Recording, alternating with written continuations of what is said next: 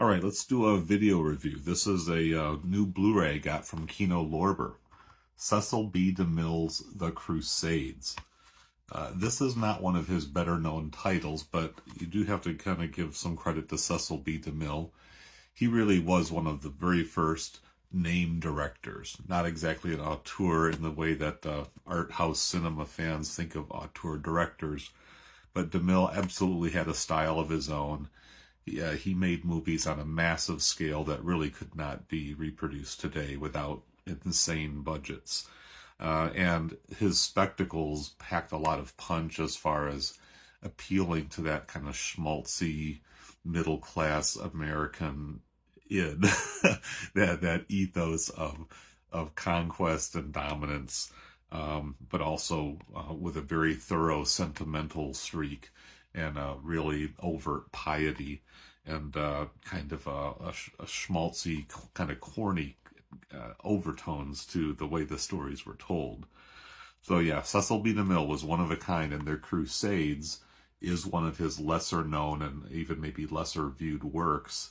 It was made in 1935 between the two world wars, and it was a very unironic, straightforward justification of the Crusades from the Christian European point of view.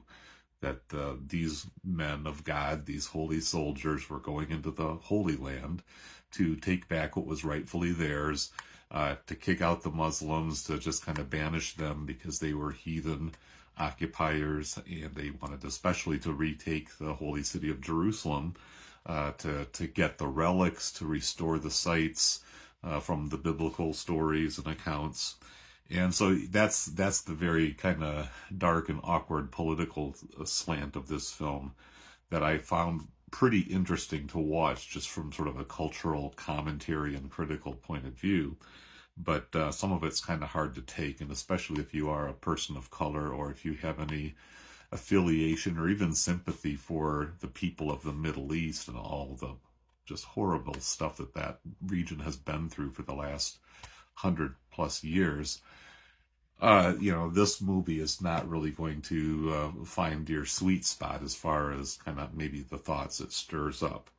But it is a very fascinating example of old Hollywood bombast and spectacle. The problem with the film is from a sort of a narrative point of view. The story is weird. It stars Loretta Young when she was pretty young. She went on to become kind of a Hollywood institution. She won the Academy Award in 1947. And Henry Wilcoxon, who was kind of a standard luggish adventure guy, I guess, somewhat of a leading man, but not very charismatic. And he plays King Richard, who's leading the crusade, while his usurper brother, King John, is holding the throne of England. She's the Princess of Navarre, who loves King Richard and wants to be with him, but there's some machinations that go on where she ends up getting married to Saladin, the head of the Saracens, the Muslim warriors. And Saladin is given kind of a decent characterization. I mean, he's a man of nobility and class and style. He's not just some barbarian savage, But the Muslims themselves, or the Saracens, the infidels that were kind of standing in the way of the Crusades, are not given much seriousness or credibility as having a side in the argument. They're just lecherous fiends who want to sell the Christian women into slavery and, just kind of, be an obstruction to the righteous marching of the Christian kingdom. So, that's a little bit about the story. I think a more charismatic leading pair would have definitely helped. And the Crusades themselves just are a much more complex dynamic than the movie that he made right before this, or right after. I think it was Cleopatra with Claudette Colbert. That's currently showing on the Criterion channel right now, and I would absolutely recommend that, because Claudette Colbert is just amazing in that film and in that role.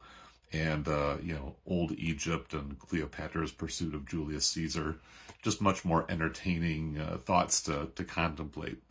But I'll show you the trailer from the Crusades. You'll see some of the incredible set pieces. There's like an amazing siege battle where they're throwing fireballs out of catapults at this castle, and it's like apparently a lot of stunt people were injured, like in the making of this scene. I don't relish that, but it's pretty incredible, some of the sets and the special effects and just the danger that was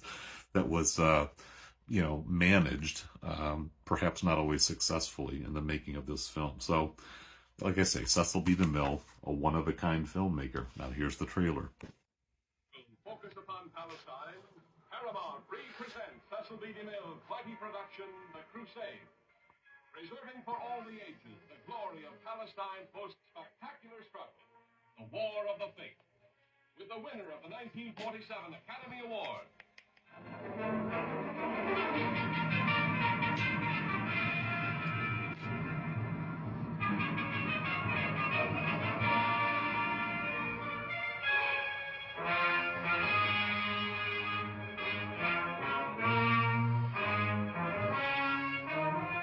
This is the glorious love story of the age of chivalry, when faith in God carried the flower of knighthood on history's most gallant quests.